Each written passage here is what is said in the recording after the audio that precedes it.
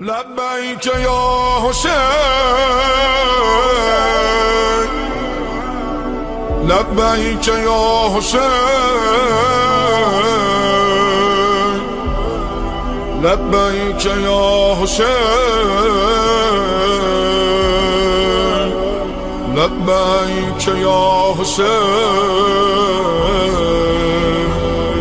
لبيك يا حسين، لبيك يا حسين، لبيك يا حسين. أعوذ بالله من الشيطان اللعين الرجيم. بسم الله الرحمن الرحيم. الحمد لله الذي علا في توحده ودنا في تفرده وجل في سلطانه وعظم في أركانه وأحاط بكل شيء علما، وهو في مكانه وقهر جميع خلقه بقدرته وبرهانه، حميدا لم يزل، محمودا لا يزال، مجيدا لا يزول، ومبتدئا ومعيدا وكل أمر إليه يعود. الحمد لله ذي المن والإحسان وذي العز والسلطان، الذي خلق الإنسان وعلمه البيان. والحمد لله الذي نور قلوبنا بولاية آل محمد ومصائب الحسين الغريب، والصلاة والسلام على سيدنا ونبينا وحبيب قلوبنا وطبيب نفوسنا وشفيع ذنوبنا، أفضل الأولين وأشرف الآخرين، والعبد المؤيد والرسول المسدد والمحمود الأحمد أبي القاسم محمد. اللهم صل على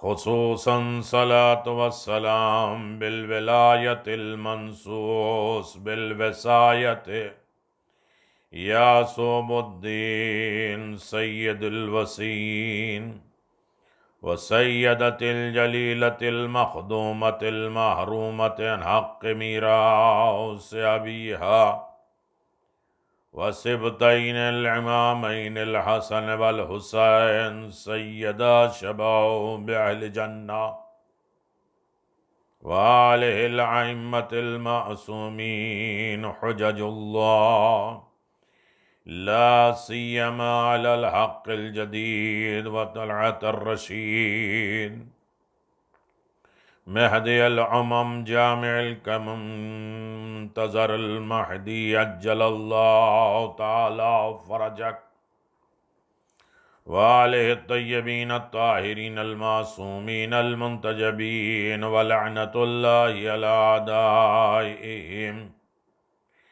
من الآن إلى قيام يوم الدين، آمين يا رب العالمين.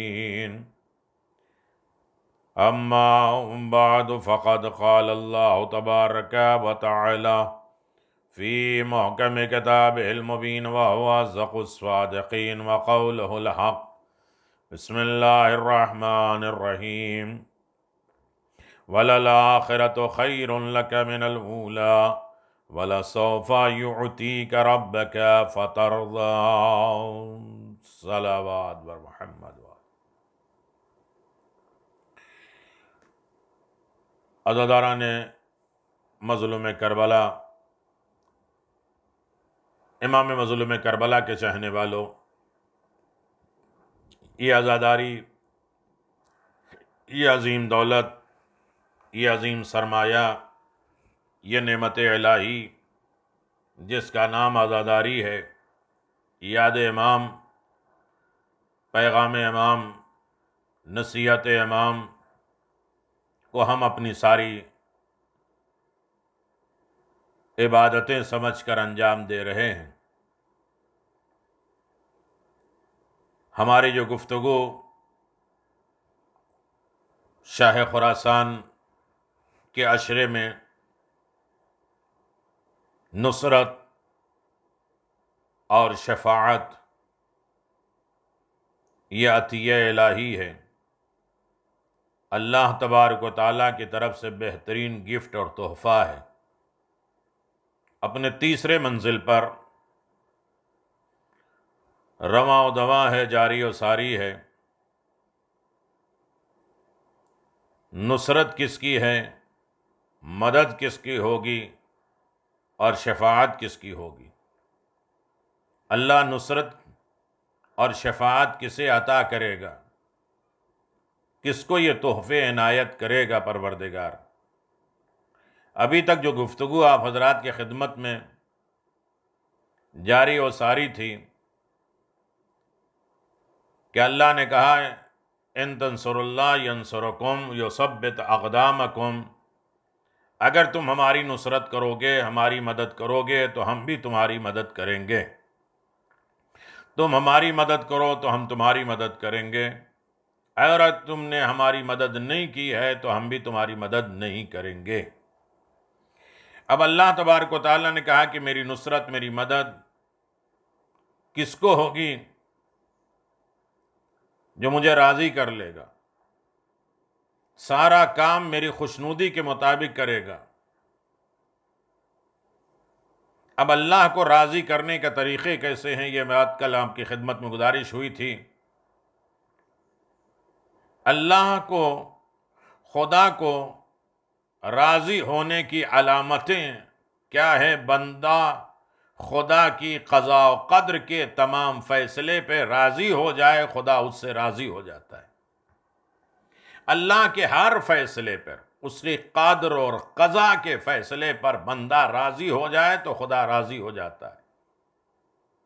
اور جناب موسیٰ کے سوال پہ پروردگار نے یہی تو کہا تھا، جب میرا بندہ مجھ سے راضی ہو جاتا ہے تو میں اپنے بندے سے راضی ہو جاتا ہوں۔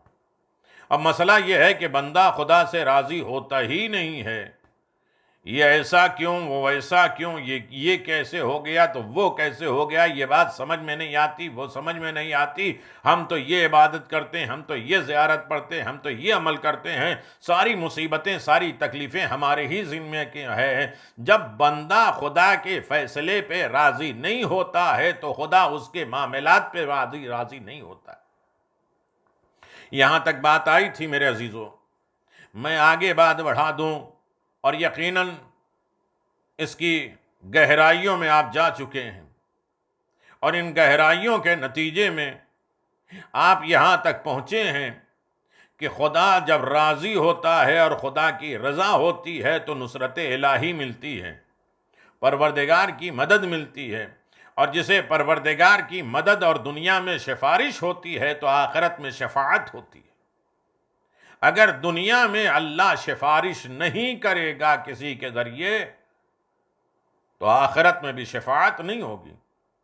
آج ہمارے جسم کے کسی حصے پہ تکلیف ہوتی ہے تو دوسرا جسم اس کی ہیلپ کے لیے، اس کی سفارش کے لیے تیار ہو جاتا ہے۔ ہاں، پاؤں میں کانٹے لگے تو ہاتھ بڑھ کے اس کانٹے کو نکالنے کے لیے تیار ہو جاتا ہے۔ کوئی یہ نہیں کہتا ہے کہ اے ہاتھ، تو اس کی ہیلپ کیوں کر رہا ہے، اس کی نصرت اور مدد کیوں کر رہا ہے؟ کہ اس کا رابطہ دل سے جڑا ہوا ہے، دل سے کنیکشن ہے۔ دل جب تک رہے گا وہ آمادہ کرتا رہے گا کہ تم دوسرے اعضاء کا خیال رکھو، ان کی نصرت اور مدد کرو۔ تو امام کا بھی تعلق تو دل کے اعتبار سے ہے، یہ ساری کائنات اس کی رعایا ہے۔ امام جب اپنا کام لینا چاہتے ہیں تو کسی رعایا کو حکم دے دیتے ہیں کہ فلاں کی مدد کر دو، یہ نصرت خدا بن جائے گی۔ اللہ نے اپنے دین کے لیے ان کی نصرت اور مدد کو طلب کیا ہے۔ تو میرے عزیزوں، مختصر یہ ہے کہ کل کا خاکہ آپ کے ذہن میں آ گیا ہے کہ اللہ راضی کیسے ہوتا ہے۔ اللہ آواز دیتا ہے جب بندہ میرا شکر ادا کرتا ہے اور اس میں جہالت شامل نہیں ہوتی ہے، جب بندہ مجھے یاد کرتا ہے تو اس کی یاد میں کوئی چیز بھول نہیں پیدا ہوتی ہے اور ہر وقت یاد کرتا ہے۔ صرف امام بارگاہوں، مسجدوں اور قرآن کے پڑھتے وقت مجھے یاد نہیں کرتا، وہ بازاروں میں بھی یاد رکھتا ہے، مجھے کاروبار میں بھی یاد رکھتا ہے، دکان میں بیٹھا ہے تب بھی مجھے یاد کرتا ہے، لین دین میں یاد کرتا ہے، اور اس کے بعد دشمنی اور دوستی میں بھی مجھے یاد رکھتا ہے، اپنے پرائے میں بھی یاد رکھتا ہے، حقوق الناس کے اعتبار سے مجھے یاد رکھتا ہے۔ اور جب مجھے یاد رکھتا ہے، اور تیسری چیز ہے محبت، میری محبت کل کائنات پر بھاری پڑ جائے، ساری کائنات نیچے ہو، میری محبت سب سے اعلیٰ ہو جائے۔ اس کا مطلب یہ سمیٹ کے میں آپ کی خدمت میں گزارش کروں کہ اللہ اعلان فرما رہا ہے کہ جب بندہ میرا شکر کرتا ہے، مجھے یاد کرتا ہے، میری محبت پیدا کر لیتا ہے، تو میں اس بندے سے راضی ہو جاتا ہوں۔ جس بندے سے میں راضی ہو جاتا ہوں اسے دشمن سے محفوظ کرتا ہوں، اسے حاسدین اور جلسی کرنے والوں سے بچاتا ہوں، اسے شرکت سے بچاتا ہوں، اور شرکت سے بچا لینا یہی تو میری نصرت ہے، اور میں اسے اپنا ساتھی بنا لیتا ہوں۔ میرے عزیزوں، یہی ایک 5 منٹ کی بات پورا 1 گھنٹہ ہے جس کے اوپر انسان گفتگو کر سکتا ہے کہ انسان شکر خدا کے ذریعے، یاد خدا کے ذریعے، محبت پروردگار کے ذریعے خدا کی نصرت منگوا سکتا ہے، خدا کی مدد منگوا سکتا ہے۔ اور اللہ کو یہ تو بہت پسند ہے، شکر پسند ہے اللہ کو۔ اللہ کا ذکر اور یاد کرتا رہے بندہ، خدا کو بہت پسند ہے، اور خدا سے محبت کر لے، یہ بھی پروردگار کو بہت پسند ہے۔ میرے عزیزوں، جیسا آپ متوجہ ہیں کہ جتنا بندہ خدا کے فیصلے پہ راضی ہوتا جاتا ہے، اتنا خدا اس سے راضی ہوتا جاتا ہے، اور جب خدا کسی بندے سے راضی ہو جاتا ہے تو اس کی طرف سے نصرت آنا شروع ہو جاتی ہے اور اسے اپنا بنا لیتا ہے۔ دنیا میں اس کی نصرت کرتا ہے، آخرت میں اس کی شفاعت کرتا ہے۔ اللہ اکبر، یہ عجیب مسئلہ ہے، اور انسان اس بارے میں غور و فکر کر لے کہ ہر منزل پر انسان کامیاب کیسے ہوتا ہے۔ لوگ تو خدا کو بھی برا بھلا کہتے ہیں۔ راضی ہونے کا مسئلہ کیا ہے؟ ہم یہ شکوہ کرتے ہیں کہ ہم کتنا بھی اچھا کام کرتے ہیں، لوگ تو ہمیں برا بھلا کہتے ہیں۔ ارے میرے عزیزوں، وہ خدا کو بھی برا بھلا کہتے ہیں، اور اس کے بھیجے ہوئے نبی کو بھی کہاں لوگوں نے معاف کیا ہے، ان کے بھیجے ہوئے اماموں کو کہاں لوگوں نے معاف کیا ہے۔ رسول خدا کے لیے بھی کہہ دیا معاذ اللہ شاعر ہیں، جادوگر ہیں، دیوانے ہیں، معاذ اللہ۔ یہ سب کچھ کہا یا نہیں کہا؟ کسی کو معاف نہیں کیا۔ لوگ تو خدا کو بھی معاف نہیں کرتے، اور ان کو بھی معاف نہیں کرتے جو تم کو بھی کیسے معاف کر دیں گے؟ امام جعفر صادق علیہ السلام نے فرمایا کہ جب خدا اور رسول کو لوگوں نے معاف نہیں کیا تو تمہیں کیسے معاف کریں گے؟ تو کبھی اس طریقے سے مطمئن نہ رہو کہ ساری دنیا تم سے راضی ہو جائے گی، نہیں ہوگی ہے۔ میرے عزیزوں، یاد رکھیے کہ جب نبی اور امام سے ساری کائنات راضی نہیں ہوئی ہے تو ہم سے اور آپ سے کیسے راضی ہوگی؟ ہمیں تو سب سے پہلے خدا کو راضی کرنا ہے، نبی کو راضی کرنا ہے، امام کو راضی کرنا ہے، دین کو راضی کرنا ہے، قرآن کو راضی کرنا ہے۔ اگر ان تمام چیزوں کو ہم نے راضی کر لیا ہے تو خدا کی نصرت آنے لگے گی، خدا کی مدد آنے لگے گی، اور مدد بھی الگ الگ طریقے سے ہے۔ میں 3 سال کے عشرے کو اگر نگاہوں کے سامنے آئے ہے کہ اللہ کی ہم کن کن طریقوں سے مدد کریں گے اور اللہ ہماری کیسے مدد کرتا ہے، آج اس بات کو میں آپ کی خدمت میں چھیڑ رہا ہوں۔ قرآن خود کہتا ہے سورہ زمر میں، کہتا ہے قُلِ اللَّهِ الشَّفَاعَةُ جَمِيعًا، کہہ دیجئے میرے پیغمبر کہ تمام سفارش اور شفاعت اللہ ہی کی ملکیت ہے۔ اللہ مالک ہے ساری شفاعتوں کے، اب وہ جسے چاہے دے دے۔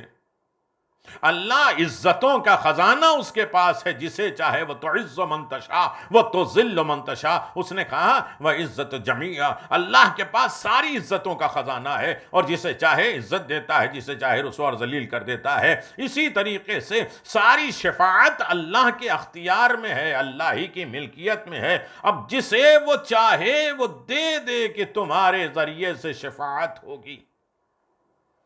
وَلَا يَشْفُونَ إِلَّا لِمَنِ ارْتَضَىٰ، اور شخص کے سوا جس نے خدا کو ہی کسی سفارش کے لائق نہیں جانا، خدا کو لا یشفعون، ان کی شفاعت تو ہوگی نہیں، الا لمن ارتضیٰ، جس نے خدا کے علاوہ کسی اور کو راضی کیا۔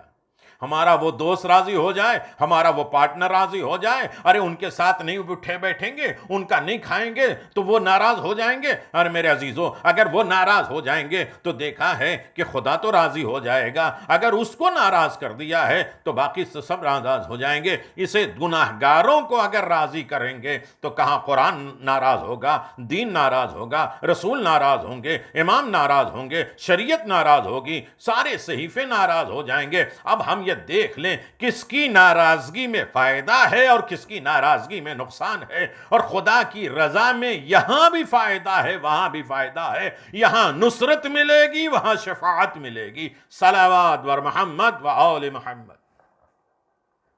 تو عزیزو،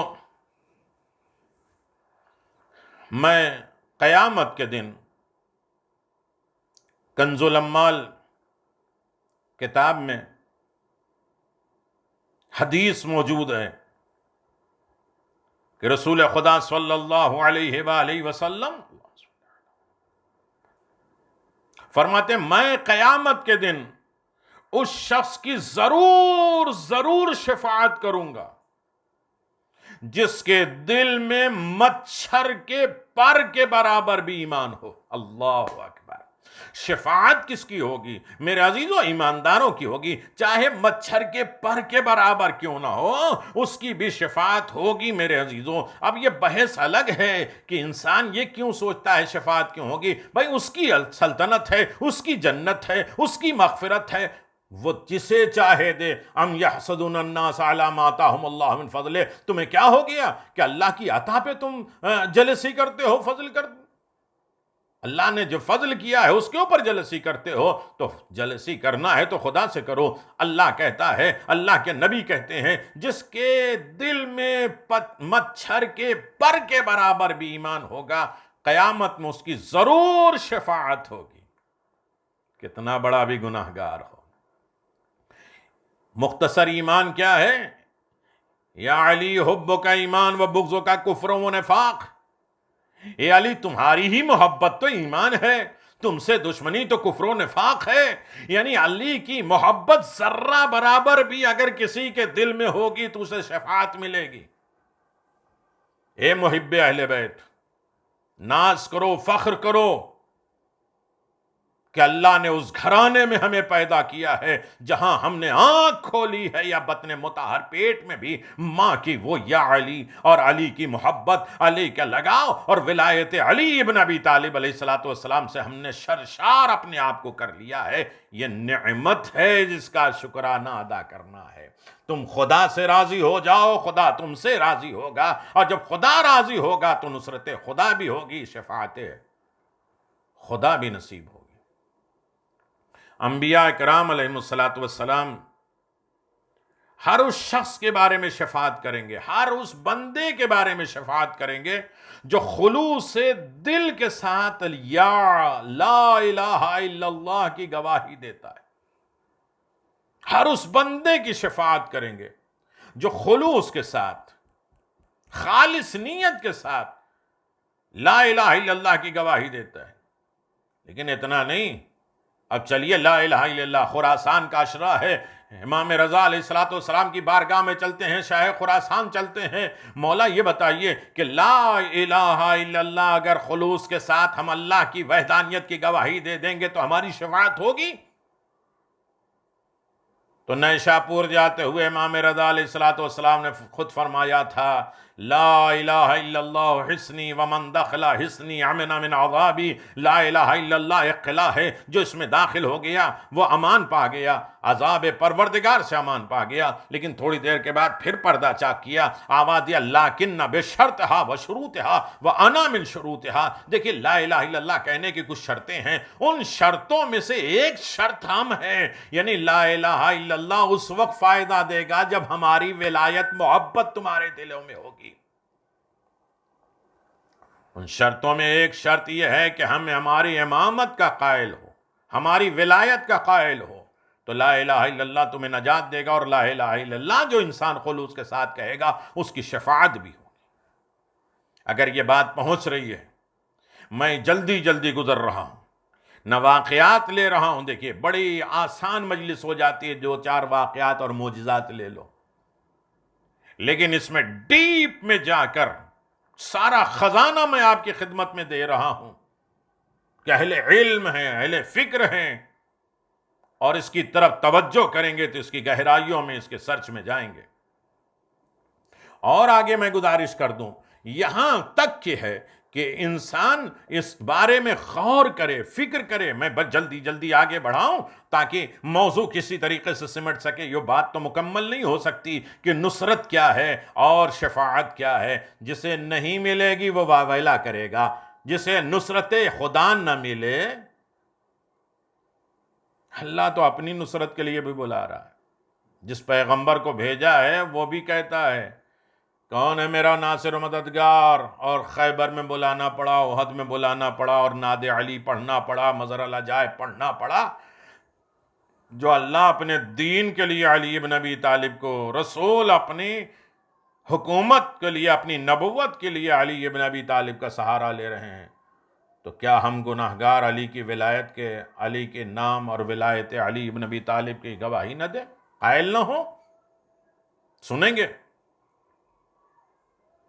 روایت میں ہے حسین ابن خالد کہتے ہیں کہ میں امام رضا علیہ السلام، اللہم صلی علی محمد وآل محمد، ایک چاہنے والا ہے، مولا امام رضا علیہ السلام سے پوچھتا ہے کہ وہ اس شخص کے سوا جس سے خدا راضی ہو کسی کی شفاعت نہیں کریں گے۔ یعنی ایک بات یہ یاد رکھیے گا، جس سے خدا راضی ہو۔ اب ڈھونڈنا پڑے گا کہ خدا راضی کس سے ہے۔ جو شب ہجرت رسول کے بستر پہ علی کو سلا کے اپنی ساری مرضی دے دی ہو کہ اب علی کو راضی کرتے جاؤ، خدا راضی ہوتا جائے گا۔ مولا امام رضا علیہ السلام سے سوال کیا گیا، مولا جس سے خدا راضی ہوگا اسی کی شفاعت ہوگی، جس سے خدا راضی نہیں ہوگا اس کی شفاعت نہیں ہوگی، اس کا کیا مطلب ہے؟ امام نے فرمایا اس کی شفاعت کریں گے جس کے دین سے خدا راضی ہو، جس کے دین سے خدا راضی ہوگی اس کی شفاعت ہوگی۔ میرے عزیزو، دین سے راضی ہو جانا، دیکھنا پڑے گا کہ خدا کس کے دین سے راضی ہوا۔ غدیر میں رسول نے علی کو اٹھایا اور آواز دیا من کنت مولا فہذا علی مولا۔ اس وقت اللہ نے 2 نعرے لگائے اور آواز دیا الیوم اکملت لکم دینکم، آج تمہارا دین کامل ہو گیا، رضیتکم الاسلام دینا، تمہارے دین اسلام سے ہم راضی ہو گئے۔ اس کا مطلب یہ ہے کہ ولایت کا اعلان دین کی رضا کا ذریعہ ہے، یعنی جس کے ہاں ولایت اور غدیر یاد ہوگی اس کا دین خدا کی رضا میں ہوگا، اور جس کا دین خدا کی راضی میں ہوگا اس کی شفاعت بھی ہوگی، اس کی نصرت بھی ہوگی۔ نعرہ حیدری یا علی،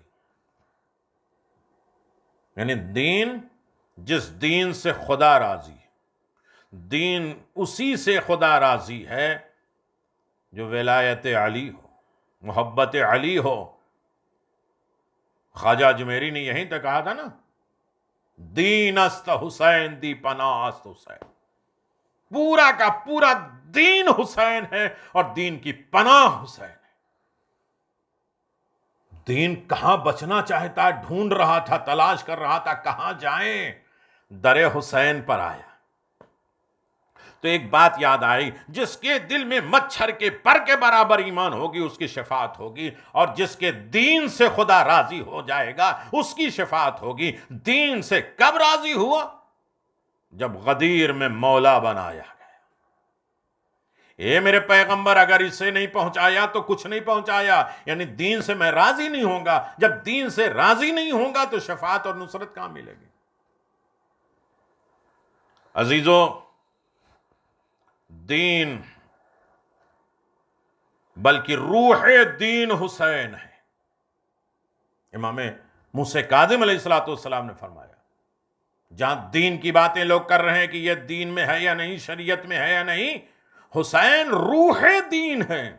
حسین کو اگر نکال لیا جائے تو دین مردہ ہو جائے گا، دین میں کچھ رہے گا ہی نہیں۔ دین کو زندہ رکھنا ہے تو حسین کی محبت کو اس میں شامل کرو، علی کی ولایت کو شامل کرو۔ جہاں دین کامل ہوا، حسین نے اسی دین کو بچایا ہے جو ولایت علی پر دین کامل ہوا ہے۔ اس کا مطلب حسین نے ولایت کے لیے جان دیا ہے۔ حسین کی راہ میں جو کچھ بھی کرو اللہ قبول کرتا ہے۔ توجہ کریے کہ میرے عزیزوں، بڑی اچھی باتیں چل رہی ہیں، بڑی توجہ کے ساتھ آپ سماعت فرما رہے ہیں میرے عزیزوں۔ اتنی ڈیپ باتیں بھی اتنی آسانی کے ساتھ آپ سمجھ پا رہے ہیں، ورنہ یہیں پہ ہم لے جاتے غدیر، یہیں پہ ہم لے کے جاتے ایمان، اور یہیں پہ لے کے جاتے دین۔ یہ ساری باتیں یہیں رہ جاتی ہیں، لیکن آپ کے اذہان عالیہ میں وہ باتیں آ گئی ہیں، اور میں آگے بڑھ جاؤں میرے عزیزوں، چونکہ میرے پاس موضوع کم نہیں ہے کہ میں ایک جگہ رک جاؤں۔ آگے بڑھوں گا، خدا آپ کو سلامت رکھے، آمادہ رہیں۔ اور ایسی چیزیں ہیں کہ اگر بندہ اپنے مال سے پیغمبر کے بیٹی اور ان کے فرزند کے لیے کچھ خرچ کرے گا تو اللہ تعالیٰ اس دنیا میں ہر درہم، ہر پیسے کے مقابل میں 70 درہم کی برکت عطا کرے گا۔ خدا متعال اس کے سارے گناہوں کو معاف کر دے گا۔ راہ حسین میں ذرہ برابر 1 درہم خرچ کرنا 70 اجر و ثواب اور سارے گناہوں کو مٹا دیتا ہے۔ یعنی حسین کی مجلسیں کیا ہے؟ پاک کرنے کا ذریعہ ہے۔ فکر پاک ہو، ذہن پاک ہو، ضمیر پاک ہو، بدن پاک ہو، کلچر پاک ہو، معاشرہ پاک ہو، ہر جگہ طہارت ہو، ہر جگہ عدالت ہو، ہر جگہ سخاوت ہو، ہر جگہ نجابت ہو۔ حسین خود طاہر ہیں، طہر ہیں۔ مجلس حسین بھی انسان کو پاک بناتی۔ یہاں گناہگار آ کے پاک و پاکیزہ جاتا ہے۔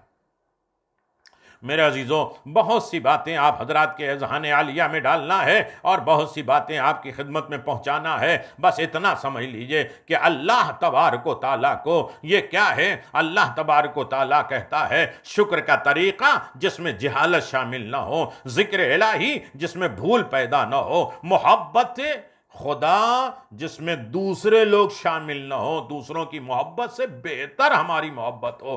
اللہ کو شکر بھی پسند ہے، ذکر بھی پسند ہے، محبت بھی پسند ہے۔ جس کو یہ توفیق مل جائے اسے کو پسند کہتے ہیں، پسند کرتا ہے۔ اور جو خدا راضی کر لیتا ہے، جو خدا کو راضی کر لیتا ہے اور یہ کرتا ہے، خدا کو راضی کر لیتا ہے اور خدا کے دشمنوں سے، خدا دشمنوں سے محفوظ رکھتا ہے، حاسدوں سے محفوظ رکھتا ہے، شرکسوں سے محفوظ رکھتا ہے، اور ان سے راضی ہو جاتا ہے، انہیں اپنا ساتھی بنا لیتا ہے۔ خدا کسے اپنا ساتھی بنا لے تو اسے نصرت دیتا ہے، اس کی نصرت کرتا ہے، اس کے شفاعت دیتا ہے۔ میری سمجھ کے اعتبار سے یہ موضوع آپ کے سامنے سمجھدار ہو گیا ہوگا اور بالکل آسان ہو گیا ہوگا۔ آسان لفظوں میں کہا کہ دیکھیے نصرت کسے ملے گی اور شفاعت کسے ملے گی؟ خدا بند عالم کا انسان شکر ادا کرے۔ اب میرے عزیزوں تھوڑی دیر آپ متوجہ رہیں، میں جلدی جلدی کچھ باتیں آپ کی خدمت میں گزارش کروں تاکہ آپ کا وقت بھی خراب نہ ہو اور یہ کوئی نہ کوئی چیز گھروں کے لیے ماشاءاللہ جو چاروں طرف سے میسیجز آ رہے ہیں، فون آ رہے ہیں، بڑے اچھے آ رہے ہیں کہ بات پہنچ بھی رہی ہے، سمجھ میں آ رہی ہے، دل شاد بھی ہو رہا ہے، لوگ آمادہ بھی ہیں اور اس کے اعتبار سے عمل بھی کر رہے ہیں۔ یہی تو مجلس ہے۔ جن لوگوں نے ان مجلسوں میں حصہ لیا ہے وہ ان کے آباد رہیں گے، نسلیں آباد رہیں گی جہاں تک یہ میسج پہنچے گا اور یہ باقی رہے گا۔ شکر جو اللہ کو پسند ہے، اس میں جہالت نہ ہو، ریاکاری نہ ہو، دکھاوا نہ ہو۔ اے خدا تیرا شکر کیسے ادا کروں؟ ہر شکر بھی ایک شکر کا محتاج ہے۔ چوتھے امام نے فرمایا اب ہم کہیں گے ہم اللہ کا شکر ادا کر لیں گے۔ امام فرماتے ہیں کہ میرے اللہ میں تیرا شکر کیسے ادا کروں؟ اس لیے کہ تیرے شکر کے لیے بھی ایک شکر کی ضرورت پڑتی ہے، ایک شکر کے محتاج ہم ہیں، یعنی تیرا شکر ادا کرنے میں بھی ایک شکر کی ضرورت پڑتی ہے، اس لیے کہ شکر کرنے کی توفیق بھی تو نے دیا ہے۔ واہ، شکر کرنے کی بھی توفیق تو نے دیا ہے۔ بہت سے لوگوں کو شکر نہیں ملتا، وہ ناشکری کی عادت ڈال چکے ہوتے ہیں، انہیں شکر کی عادت اور ہیبٹ نہیں ہوتی ہے میرے عزیزو۔ تو اب یہ سمجھ میں آیا کہ امام کا جملہ سب سے بڑا بندہ بھی تیرا شکر کرنے سے عاجز ہے۔ ائمہ معصومین فرماتے ہیں سب سے بڑا بندہ بھی تیرا شکر کرنے سے عاجز ہے، اس لیے کہ شکر کے لیے بھی شکر کی ضرورت پڑتی ہے۔ میں بہت ڈیپ میں نہیں جا رہا ہوں، میں بہت گہرائیوں میں نہیں جا رہا ہوں، صرف اشارے میں آپ کی خدمت میں گزارش کر دوں میرے عزیزو، شکریہ ہے، شکریہ یہ ہے کہ بندہ اپنے تمام چیزوں کو خدا کی مخلوق میں خدا کی خوشنودی کے لیے خرچ کر دے۔ صرف بیٹھ کے الحمدللہ الحمدللہ پروردگار تیرا شکر ہے، کیسے ہیں آپ؟ شکر خدا، کیسے ہیں؟ الحمدللہ۔ یہ شکر نہیں ہے، یہ تو زبانی شکر ہے، زبانی کے ساتھ قلبی شکریہ، اعضاء و جوارح سے عمل سے شکریہ۔ معصوم سے پوچھا گیا شکر کیا ہے میرے عزیزو، یہ بات سب کے ذہن میں اتر جانا چاہیے۔ آواز دیا شکر یہ ہے کہ تمام چیزوں کو خدا کی مخلوق میں خدا کی خوشنودی اور رضا کے لیے خرچ کر دینا، یہ شکریہ ہے۔ اللہ نے ہمارے ہاتھ دیے ہیں تو اللہ کے بندوں کے لیے یہ کام آئے، یہ شکریہ ہے۔ آنکھیں دی ہیں اللہ کے بندوں کے لیے، اللہ کے دین کے لیے، اللہ کے مذہب کے لیے، غم حسین میں رونے کے لیے، عبرت دیکھنے کے لیے اور دین حاصل کرنے کے لیے ناکوں کو ہم نے یوز کر لیا، مخلوق خدا کے لیے استعمال، خدا کے خوشنودی کے لیے کر لیا، اسی کا نام تو شکریہ ہے۔ مجھے معاف کریے گا، اسی ایک جملے پہ پوری مجلس ہوتی، لیکن کیا کریں میرے پاس وقت نہیں ہے۔ جو پہنچ گئے ہیں انہیں میرا سلام، جو نہیں پہنچ پائے ہیں ہماری مجبوری ہے کہ ہم وہاں رک کے نہیں بتا سکتے میرے عزیزو۔ ہاں، اعلان پروردگار ہے، حدیث قدسی میں اعلان کیا پروردگار نے، قلیل من عبادت الشکور، میرے بندوں میں سے میرے شکر گزار بندے بہت کم ہیں۔ یہ نہیں کہا کہ میرے نماز پڑھنے والے بندے کم ہیں، میرا روزہ رکھنے والے بندے کم ہیں، میرے حج کرنے والے بندے کم ہیں، نہیں کہا ہے، بلکہ یہ کہا میرا شکر ادا کرنے والے بندے بہت کم ہیں۔ اللہ اکبر، جب شکر نہیں کرو گے تو نصرت ملے گی کیسے؟ اور جب نصرت نہیں ملے گی تو شفاعت ملے گی کیسے؟ سب سے بڑی نعمت ہے آل محمد اور آل محمد۔ اس ولایت، اس محبت، اس عزاداری پہ شکر ادا کرو۔ شکر کا مطلب یہ نہیں کہ بیٹھ کے کہو حسین حسین، ہاں اس کا بھی اجر و ثواب ہے، لیکن مخلوق خدا میں خدا کی خوشنودی کے لیے اس نعمت کو استعمال کرو۔ یہ پیغام حسین پہنچاؤ، گھروں گھروں پہ پہنچاؤ، ہدایت حسین پہنچاؤ، نصیحت حسین پہنچاؤ، عزاداری حسین پہنچاؤ۔ امام بارگاہوں میں نہیں جمع ہو سکتے تو جس کے پاس یہ لنک ملے سو کوشش کرے کہ 10 آدمی کو فارورڈ کرے کہ ہو سکتا ہے میری وجہ سے ایک بندہ مجلس سن لے۔ اللہ اکبر، اس کا اجر و ثواب انسان سوچ بھی نہیں سکتا۔ یہ سوچ لے کہ آج میڈیا کا زمانہ ہے، میڈیا میں حسین حسین بھر دو۔ ایک زمانے تک یاد رہے گا، ایک زمانے پہ کورونا وائرس آیا تھا اور لوگ ایک ساتھ اجتماعی عزاداری نہیں کر پاتے تھے، اس سال سب سے زیادہ میڈیا پہ حسین حسین ہوا تھا۔ اس پر پابندی نہیں ہے نا۔ شاید میں یہ ایک بات کہہ کے اور پوری باتوں کو میں نے سمیٹ لیا، مایوس نہ ہو۔ اللہ نے عزاداری کا حق نہیں چھینا ہے، بہترین عزاداری کی دولت دیتی ہے۔ گھروں میں بیٹھو، پاک جگہ پہ بیٹھو اور توجہ کے ساتھ ذکر حسین سنو اور اسے نسلوں میں اتارو، ٹرانسفر کرو، اپنے دل میں اتارو، حسین کے مقصد کی طرف آمادہ رہو۔ ہاں میرے عزیزوں، اللہ کیا کہتا ہے کہ میرے شکر گزار بندے بہت کم ہیں۔ شاید یہ بات مکمل نہ ہو، انشاءاللہ حیات رہی، زندگی رہی تو آگے بائیں بات بڑھاؤں گا۔ پہلے اللہ کے شکر گزار بندے کیوں کم ہیں؟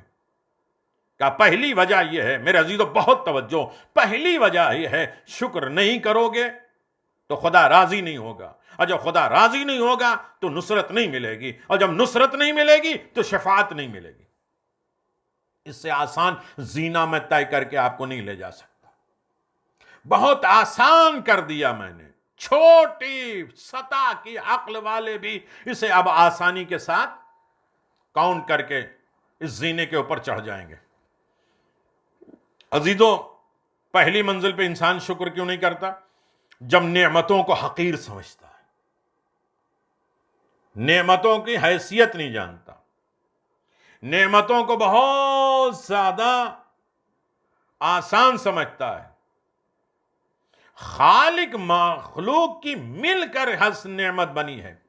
ہم یہ سوچیں، ارے کیا دیا، ایک روٹی تو کھلایا، یہ نہیں معلوم کہ روٹی میں کن کن لوگوں کی محنت شامل ہے۔ خالق اور مخلوق کی محنت 12 پروسیجر سے ہو کے گزر کے ایک لقمہ میرے منہ میں جاتی ہے۔ زمین کس نے بنایا؟ زمین کی خنکی کس نے بنائی؟ ہوا کس نے بنایا؟ یہ سورج اتنی دور پہ کس نے رکھا کہ جل نہ جائے؟ اتنا قریب نہیں رکھا کہ جم جائے؟ اور کس نے ہل چلایا؟ ہل کے لیے لوہا چاہیے، لوہا کس نے نکالا؟ پہاڑ سے نکالا۔ پہاڑ سے کس نے نکالا؟ فیکٹری میں کون لے کے گیا؟ کتنے لوگوں نے اس میں کام کیا تو ہل بنا، بیج ڈالا گیا، اس کو نمو پروردگار نے کیا، اس میں طاقت پروردگار نے ڈالا۔ ہوا کس نے دیا؟ پانی کس نے دیا؟ یعنی خالق مخلوق مل کر ایک لقمہ بناتا۔ ہم کہتے ہیں نعمت حقیر ہے۔ چلیے اس پر بھی ہم زیادہ نہیں چلتے۔ دوسری وجہ کیا ہے کہ جب انسان پروردگار کی نعمتوں کا شکر ادا نہیں کرتا، میرے عزیزوں، وہ ہے منعم نعمت دینے والے کی معرفت نہیں۔ جب انسان نعمت دینے والے کو پہچانتا نہ، پھر شکر ادا نہیں کرتا۔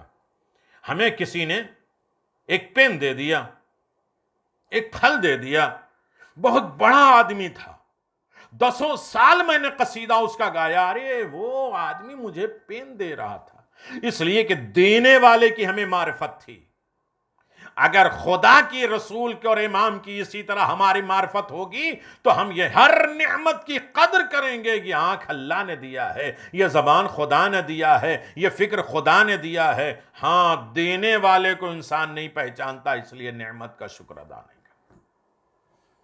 میں رک نہیں سکتا میرے عزیزوں۔ ہاں، بات سمجھ میں آئی ہے تو ٹھیک ہے، نہیں سمجھ میں آ رہی ہے تو اس سے زیادہ بڑھ کے میں سمجھا سکتا تھا، لیکن میری مجبوری ہے کہ میرے پاس وقت نہیں ہے۔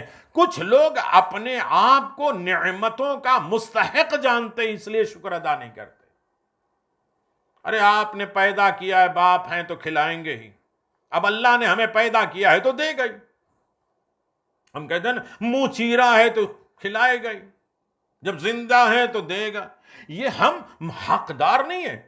جب ہم 1 روپیہ کسی کو دیتے ہیں، کہتے ہیں یہ مستحق ہے یا نہیں ہے، تو امام فرماتے ہیں کہ دے دیا کرو، اس لیے کہ بہت سی نعمتوں کے ہم بھی مستحق نہیں ہیں۔ اللہ بھی اسے چیک کرنے لگے کہ یہ سانس لینے کا حق رکھتا ہے یا نہیں، یہ گھٹنے چلنے کے لائق رکھتا ہے یا نہیں۔ اللہ ہمیں وہ بھی دیتا ہے جس کے ہم حقدار ہیں، وہ بھی دیتا ہے، اور جس کے ہم حقدار نہیں ہیں وہ بھی دیتا ہے۔ تو ہم شکر کیوں نہیں کرتے؟ اس لیے کہ ہر چیز کو ہم اپنا حق سمجھتے ہیں۔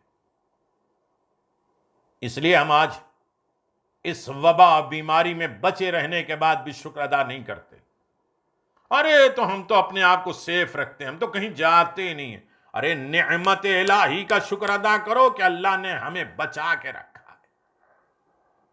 شاید اس سے زیادہ میں واضح بات نہیں کر سکتا۔ ہاں میرے عزیزوں، اور آگے بات بڑھا دیں کہ یاد رکھیے گا کہ انسان اللہ کا فضل سمجھے، کرم سمجھے۔ ایک عابد ہے جو عبادت کر رہا ہے، 600 سال عبادت کر رہا ہے، سجدے میں گیا، ایک مرتبہ سوچتا ہے کہ اگر اسی وقت ہماری موت آ جائے تو ہم تو بہترین جگہ پہ رہیں گے۔ اور اللہ مجھے جنت دے گا، اپنے فضل و کرم سے جنت دے گا۔ تو پھر ہم اس سے کہیں گے کہ جو 600 سال ہم نے عبادتیں کی اس کا بدلہ؟ بس وہ سجدہ شکر ادا کر رہا تھا کہ آسمان کے پردے کھول دیے، محشر کا میدان نظر آنے لگا، اور اسے کہا گیا کہ تم جنت میں جاؤ۔ جب جنت میں جانے لگا تو ایک مرتبہ اعلان کیا، میرے پروردگار یہ تو تیرے کرم سے جنت ملی ہے، جو ہم نے 600 سال عبادتیں کی اس کا؟ اللہ نے کہا رک جاؤ، اسے روکو، اس کا حساب لو۔ اس کو روزانہ میں 1 سیب بھیجتا تھا اور پانی بھیجتا تھا، اسے کہو حساب دے۔ اور جب حساب دینے کے لیے 1 سیب کا حساب نہیں کر پایا، کس کی محنت، کس کا اجر، کس کے فائدے، یہ سیب کیسا فائدہ کرتا ہے اور کس عالم میں بنا، کیسی کوالٹی میں بنا، اس میں طاقت کس نے ڈالا، اس میں سانس کس نے ڈالا، اس میں پانی کس نے ڈالا، جب سب حساب ہونے لگا تو 600 سال کی عبادت رہ گئی، سیب جیسی نعمت کی عظمت بڑھ گئی۔ اللہ نے کہا لے جاؤ جہنم میں۔ یہ میرے پروردگار تیرا کرم، اب یاد آیا تیرا کرم، تیرا فضل کا معاف کر دو اسے۔ ہم جو بھی نعمت دیتے ہیں اپنے فضل و کرم کی بنیاد پہ دیتے ہیں، اجرت کے لائق نہیں ہے۔ ارے ہم اور آپ کیا امیر المؤمنین کہتے ہیں میرے پروردگار میرے عمل کو اپنے فضل کے ترازو پہ تولنا، عدل کے ترازو پہ نہیں تولنا۔ شاید وقت ہوتا میں اس کے بات کو اور آگے بڑھاتا، لیکن ہاں میرے عزیزوں، یہاں پہ بات ترک کر کے چھوڑ کے میں آگے بڑھ جاؤں۔ اور یقیناً خدا کی نعمتیں چونکہ جب بڑا فراوانی ہو جاتی ہے، زیادہ ہو جاتی ہے، سستی ہو جاتی ہے، تو اس نعمت پہ ہم قدر نہیں کرتے۔ پانی دن رات پیتے ہیں، ہم اس کا شکر ادا نہیں کرتے ہیں۔ میرے عزیزوں، ہماری زندگی میں سکون اور آرام ہے، اس لیے اس نعمت کا ہم شکر ادا نہیں کرتے ہیں۔ عظیم مسئلہ یہ ہے کہ جب نعمتیں بہت ہو جاتی ہیں تو ہم شکر ادا نہیں کرتے۔ گھر میں کوئی چیز کی کمی رہ جائے اور نہ ملے بازار میں تب اس کی ہم قدر ہوتی ہے، ورنہ نمک کی ویلو نہیں ہے، اور نمک نہ ملے۔ جب ساری نعمتیں بڑھ جاتی ہیں تو انسان اس کی قدر نہیں کرتا۔ اور اس کے بعد 5ویں منزل ہوتی ہے کہ نعمت بغیر محنت اور مشقت کے جب ملے تو اس پر بھی انسان شکر ادا نہیں کرتا، اور جب شکر نہیں کرے گا تو اللہ راضی نہیں ہوگا، جب راضی نہیں ہوگا تو اللہ کی مدد نہیں آئے گی، جب اللہ کی مدد اور نصرت نہیں ہوگی تو نہ نصرت ملے گی نہ شفاعت ملے گی۔ یعنی نعمت بغیر محنت اور مشقت کے، زحمت کے بغیر، فری کسی کو بانٹیے 10 مرتبہ وہ سرچ کرے گا یہ کھانا خراب تو نہیں ہے، اس نے دیا ہے غلط تو نہیں دیا، نوٹ پلٹ الٹ کے دیکھے گا کٹی پٹی تو نہیں ہے۔ کوئی چیز فری دے کے دیکھیے۔ امام حسین علیہ السلام کے پاس ایک شخص آیا۔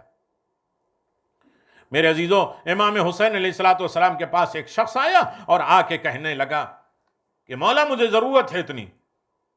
مولا نے 10,000 درہم اسے نوکر سے دلوا دیا کہ خود آئیں گے تو وہ شرمندہ ہوگا، اور اس کے بعد وہ سکہ پلٹ پلٹ کے دیکھنے لگا۔ امام کے غلام نے آواز دیا ایسے چیک کر رہا ہے پیسہ جیسے کچھ بیچ کے تو نے پیسہ حاصل کیا۔ ارے یہ تو فری میں مولا دیا ہے، سو شکر ادا کر کے جا۔ کیا خدا کی قسم میں نے بیچا ہے؟ کیا بیچا ہے؟ کا ہاتھ پھیلانا آسان تھوڑی نہ ہوتا ہے، میں نے اپنی عزت بیچی ہے تو یہ درہم ملا ہے۔ یعنی مطلب یہ ہے کہ کوئی ہمارے سامنے آ کے ہاتھ پھیلاتا ہے تو ہم یہ نہ سوچیں کہ چلے آئے مانگتے ہوئے۔ ارے اس نے اپنی عزت کا سوال کیا ہے، نہ دو تو نہ دو لیکن جھڑکو تو نہیں۔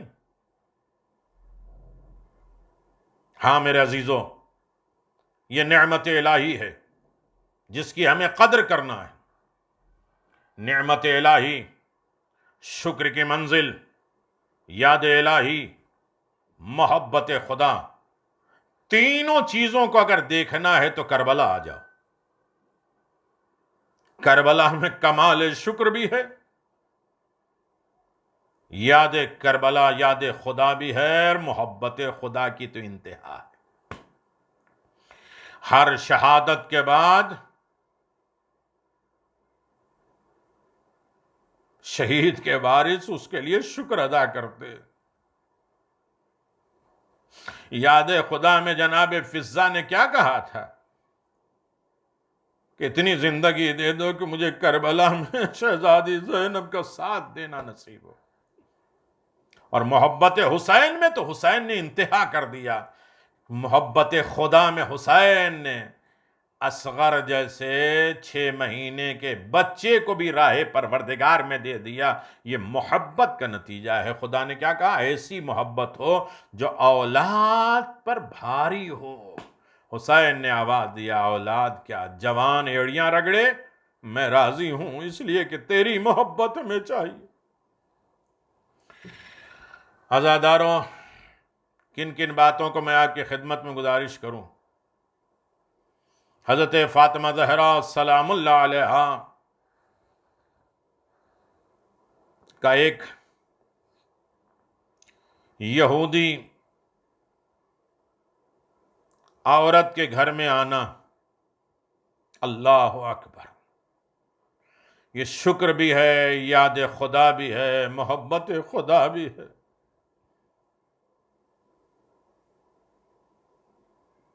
کسی ملک میں ایک یہودی خاتون رہتی تھی، یہودی عورت رہتی تھی. وہ دل میں مسلمانوں اور مظلوم کربلا سے محبت کرتی تھی. خدا کی محبت، حسین کی محبت. پیغمبر نے فرمایا یہ میرے حسن حسین ہیں، میں ان سے محبت کرتا ہوں. اے اللہ تو بھی اس سے محبت کر جو حسین سے محبت کرتے. یہی نہیں رکے، جو حسین کے محب ہیں ان سے بھی تو محبت کر. جو حسین سے محبت کرتے ہیں ان سے بھی اگر کوئی محبت کرتا ہے تو اس سے محبت کر. حسین کی محبت محبت خدا ہے. حسین کی دشمنی خدا ہے. علی کی محبت محبت خدا بھی ہے، علی کی دشمنی خدا کی دشمنی بھی. آل محمد نے کربلا میں شکر بھی کیا، یاد خدا بھی بجا لائے، اور محبت خدا کا اعلیٰ کمال دکھایا اور مثال دے دی. وہ یہودی عورت دل سے مسلمان اور مظلوم کربلا سے محبت کرتی ہے. شوہر کے خوف کی وجہ سے تقیہ میں رہتی ہے. وہ جہاں بھی مظلوم کربلا کی مجلس کی خبر سنتی ہے وہ اپنے شوہر سے چھپ کر مجلس حسین میں شرکت کرتی ہے. اے چھوٹا دل نہ رکھو، اپنے گھروں میں بھی مجلس ہوتی ہے تو اس میں شرکت کرو اسی آمادگی کے ساتھ. شہزادی آتی ہیں، ہم سوچتے ہیں امام بارگاہ نہیں جا پا رہے. میرے عزیزو، یہ کمال ہے کہ گھروں کو پاک صاف، دلوں کو طاہر رکھو اور انتظار کرو کہ میری شہزادی آ رہی ہے. اللہ اکبر. 2 جملے ہیں اور اس کے بعد میں آمادہ ہو رہا ہوں. ہاں میرے عزیزوں، بات توجہ کے ساتھ آپ سماعت فرما لیجئے کہ وہ چھپ چھپا کے اپنے شوہر سے عزاداری حسین کے لیے جاتی تھی. مظلوم کربلا کی مصیبت پہ گریہ ازاری کرتی تھی. 1 سال اسے ایسا موقع میسر نہ آیا کہ وہ کسی مجلس میں جاتا ہے. آج ہم سوچتے ہیں نا کہ اس وجہ سے مجلس نہیں جا سکتے ہیں. ہاں میرے عزیزوں، دل بیٹھتا ہے. اس کو موقع نہیں ملا کہ وہ مظلوم کربلا کی مجلس میں شرکت کر سکے. اسی وجہ سے اسے بے انتہا غم اور ملال تھا. اتفاق سے اس کے محلے میں ایک مومن کے گھر میں مجلس برپا ہوئی. اس کے شوہر نے اسے روزے 40 افراد کی دعوت کی ہوئی تھی. اسی دن 40 لوگوں کو اپنے گھر پہ اس نے دعوت دی تھی اور سامان دعوت بھی گھر بھجوا دیا تھا. مگر اس خاتون نے مہمان کی دعوت کے لیے کچھ بھی نہ کیا. مجلس حسین کی خبر سنتے ہوئے بہانہ بنا کے مجلس حسین کو ترک نہ کرو کہ آج گھر میں اتنا کام ہے، اتنی مصروفیت ہے، یہ کام ہے، وہ شوہرداری ہے، وہ ہے. حسین سے بڑی کائنات میں کوئی چیز نہیں. اس یہودی نے 40 لوگوں کے کھانا بنانے کے سامان بھیج دیا اور بیوی سے کہا کھانا تیار کرو. بیوی نے سوچا اتنے زمانے کے بعد مجلس حسین ملی ہے. ہاں میرے عزیزو، اس نے مہمانوں کی دعوت کا اہتمام نہیں کیا ہے. مجلس کی خبر سنتے ہوئے مظلوم کربلا کی مصیبت پہ گریہ ازاری کرنے کے لیے مجلس میں چلی گئی. جب مجلس عزا ختم ہوئی، لوگ اپنے گھروں کو لوٹ گئے تو یہ خاتون، یہ عورت بھی اپنے گھر آئی تاکہ مہمانوں کے لیے کچھ کیا جائے. اور شوہر کے خوف سے لرز رہی ہے، کانپ رہی ہے، ڈر رہی ہے۔ جیسے اس نے گھر میں قدم رکھا تو گھر میں بوئے مشک، خوشبو آ رہی ہے، عنبر اور میرے عزیزوں اچھی اچھی مشک و عنبر کی خوشبو محسوس کر رہی ہے۔ حیران ہو کے ہر طرف دیکھنے لگی، یہ خوشیاں کہاں سے ہے، یہ خوشبو کہاں سے آ رہی ہے۔ وہ اس حیرت میں گھر کے اندر جا کے دیکھتی ہے، سارا گھر آراستہ ہے، سجا سنورا ہے، اور چند عورتیں نورانی صورت کے ہیں جو گھر میں کام کر رہی ہیں۔ ایک معظمہ خاتون جو نہایت نورانی صورت رکھی ہوئی ہیں، بیٹھی ہیں تنور کے سامنے روشن کیے ہوئے ہیں جہاں روٹی بنائی جاتی ہے۔ یہ خاتون گھر کے یہ حال دیکھ کر بہت پریشان ہوئی اور ان عورتوں سے جسے نہیں پہچانتی تھی آخر میں گھر کے اس کام میں مشغول کیوں ہیں۔ بالآخر اس عورت یہودی جو عورت تھی اس نے اس معظمہ خاتون سے پوچھا جو تنور کے پاس روٹی بنا رہی ہیں، ارے آوازہ تم کون ہو، کہاں سے آئی ہو، تم نے مجھ پر ناچیز غریب کو یہ اتنے سرفرازی کیوں دے دی ہے کہ میرے گھر میں کام کر رہی ہو، صفائی کر رہی ہو، میرے گھر کے کام کر رہی ہو۔ اس معظمہ نے پوچھا، ارے اس خوشبخت آپ کہاں گئی تھی، اس وقت آپ کہاں گئی تھی؟ اس عورت نے، یہودی عورت نے کہا کہ میں مظلوم کربلا کی مجلس عزا کے لیے شریک تھی۔ ارے معظمہ خاتون نے کہا، جس مظلوم کربلا کی مجلس میں آپ گئی تھی میں اسی مظلوم کی ماں فاطمہ، اللہ اکبر، اسی مظلوم کی ماں فاطمہ زہرا ہوں۔ مجھے کب گوارا ہے کہ تو اپنے شوہر سے شرمندہ ہو؟ بس میں یہ مہمان کی ضیافت کے لیے مصروف ہوں، اور یہ زینب ام کلثوم، یہ سکینہ ہے میری پوتی، ارے سب آپ کے گھر کے کھانے بنا رہی ہیں۔ یہ فرما کے میرے عزیزوں عجیب مسئلہ ہے، یہ فرما کہ وہ بی کام کرنے لگی، ہاں عزاداروں میں کن کن چیزوں کو رکھوں؟ خواتین عصمت ہیں جو تمہارے گھر کے کام کر رہے ہیں۔ اسی اسنا میں اس خواتین کا شوہر آ گیا اپنے مہمانوں کے گھر لے کے، اور گھر سے جب خوشبو کی مشک عنبر کی خوشبو محسوس کی تو شوہر نے پوچھا، آج ہمارے گھر میں کیسی خوشبو ہے؟ زوجہ نے تمام ماجرا بیان کیا، لیکن اس نے اس بات کا اعتبار نہیں کیا۔ جب سب مہمان اور میزبان دسترخوان پر بیٹھے اور چاہا کہ کھانا کھائے، ہاتھ لگائے، ارے ناگہاں غیب سے ایک آواز آئی، خبردار، اسلام لائے بغیر ہرگز کھانے کو ہاتھ نہ لگانا، اسے سیدہ نے پکایا ہے۔ یہ تو شفاعت ہے۔ جنت کیسے ملے گی؟ جنت کا کھانا کیسے ملے گا بغیر شہزادی کے مانے ہوئے؟ کہ اس وقت تک ہاتھ نہ لگانا جب تک اسلام قبول نہ کر لو، ایمان نہ لے کر آؤ، کیونکہ یہ کھانا خاص فاطمہ زہرا نے بنایا ایک مجلس میں۔ اللہ اکبر، یہودی کی بیوی ایک مجلس میں جاتی ہے تو اس کے گھر کا کام سیدہ کرتی ہے۔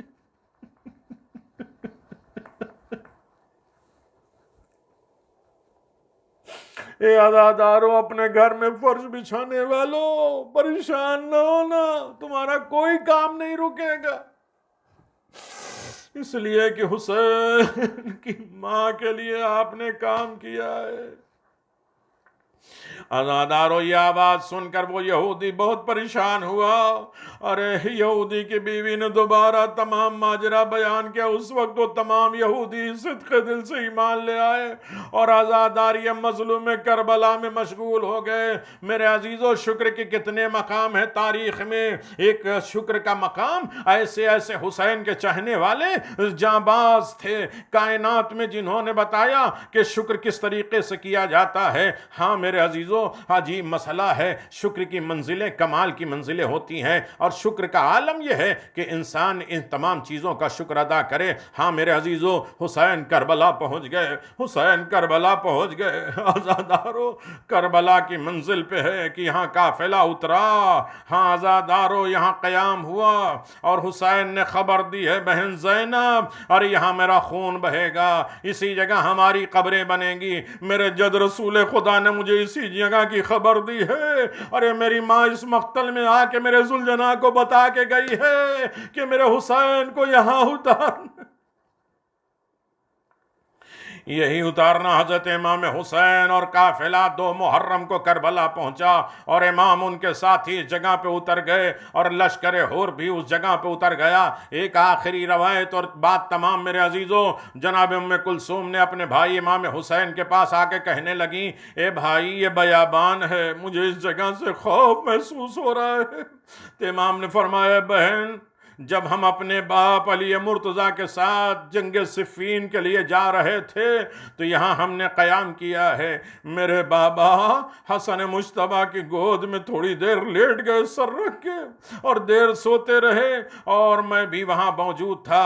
ہمارے باپ کی نیند لگ گئی، اور جب نیند سے بیدار ہوئے تو رونے لگے۔ بھائی حسن نے پوچھا کہ بابا رونے کی وجہ کیا ہے؟ تو اس وقت میرے بابا نے فرمایا، میں نے خواب دیکھا کہ یہ وہ بیابان دریا ہے، اور اسی خون کے دریا میں حسین غرق ہوں گے اور فریاد کریں گے کوئی میرا ناصر و مددگار نہیں ہے۔ ایک مرتبہ حسین غریب کی طرف متوجہ ہوئے علی مرتضیٰ، آواز دیتے، میرے لال یہ جب حادثہ ہوگا تو کیا ہوگا؟ حسین نے کہا، میں صبر کروں گا۔ آواز دے، تمہیں اکیلے نہیں، تمہارے گھر والے اہل حرام، تمہاری بہنیں اسی کربلا میں اسیر کر کے لائی جائیں گی۔ حسین کربلا پہنچنے کے بعد پہلا مصائب بیان کرتے، اے عزاداروں کربلا آ گئی، کربلا کے غمام ہو گئے، کربلا میں حسین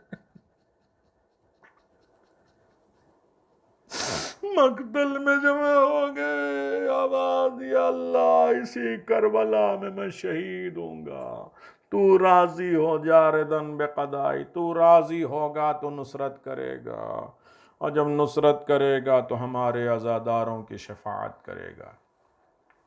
الا لعنت اللہ علی قوم الظالمین، سیعلم الذین